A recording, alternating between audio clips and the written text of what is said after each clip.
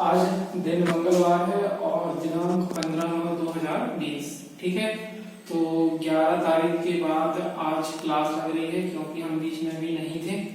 तो मैंने आपको कुछ होमवर्क दिया था, है ना, तो आपने किया होगा घर में। तो मैंने होमवर्क पे भी चेक नहीं किया है। तो प्रश्नावली हमने 1.5 का आपको प्रश्न नंबर दूसरे का पहला प्रश्न करके दिखा दिया था और दूसरा भी हमने करके दिखा दिया था, है ना। और तीसरा वाला किया है कि नहीं किया ये ध्यान नहीं है, तो तीसरे वाले क्वेश्चन से आप देख लीजिए, है ना। तो तीसरा वाला जो क्वेश्चन लिखा है वो इस तरह लिखा है कि करनी 5 धन करनी 2 और पूरे की घात कितनी क्या है 2 है। तो क्या करना है इस क्वेश्चन में आपको कि निम्नलिखित व्यंजकों में से प्रत्येक व्यंजक को सरल करना है। तो मैंने उस दिन आपको बेसिक मतलब करना क्या है पूरा समझा दिया था, फिर से मैं आपको एक बार बता दे रहा हूँ।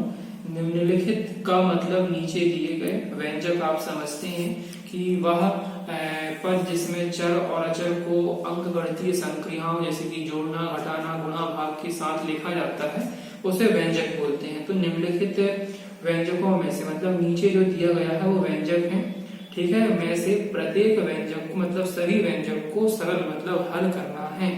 तो ये लिखा, इसको आपको हल करना है। तो कैसे हल करेंगे ध्यान से देख लीजिए।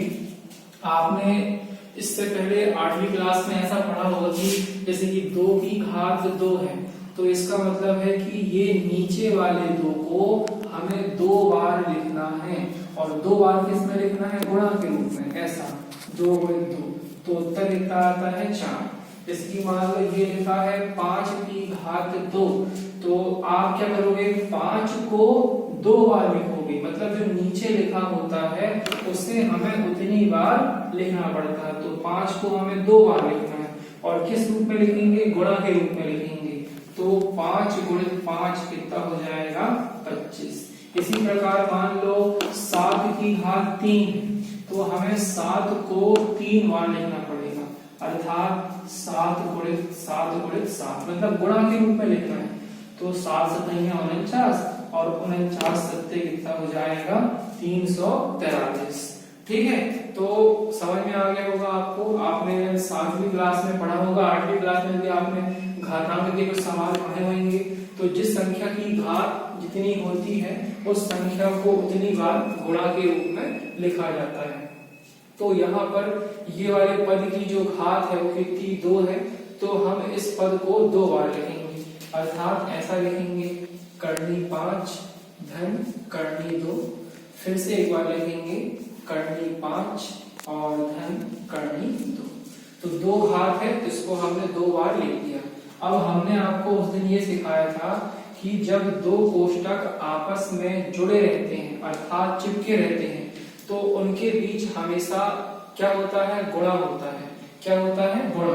तो कहने का मतलब ये है कि पहले कोष्टक का दूसरे कोष्टक के साथ क्या करेंगे गुणा करेंगे।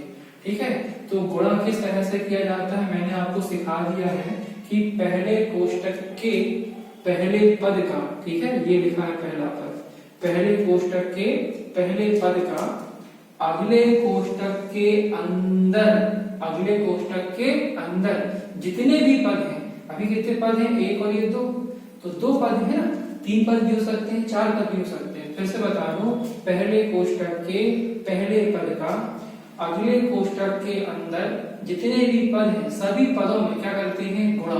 तो इसका मतलब करनी 5 का इससे गुणा करेंगे एक बार और करनी 5 का गुणा इससे करेंगे एक बार। ठीक है, तो यहाँ पे लिख के करते हैं कि करनी 5 का गुणा करना है करनी 5 से। तो आप जब इनका गुणा करेंगे तो इनके चिन्हों का भी गुणा करके लिखें। इसके सामने कुछ नहीं है मतलब प्लस, यहाँ भी कुछ नहीं है मतलब प्लस, तो प्लस प्लस का क्या हो जाता है प्लस। ठीक है, तो ये लिखा हुआ है प्लस यहाँ पे लगा हुआ है था। अब करनी 5 का गुणा किसमें करना है करनी 2 में, तो यहाँ लिख लीजिए कि करनी 5 का गुणा करना है करनी 2 में।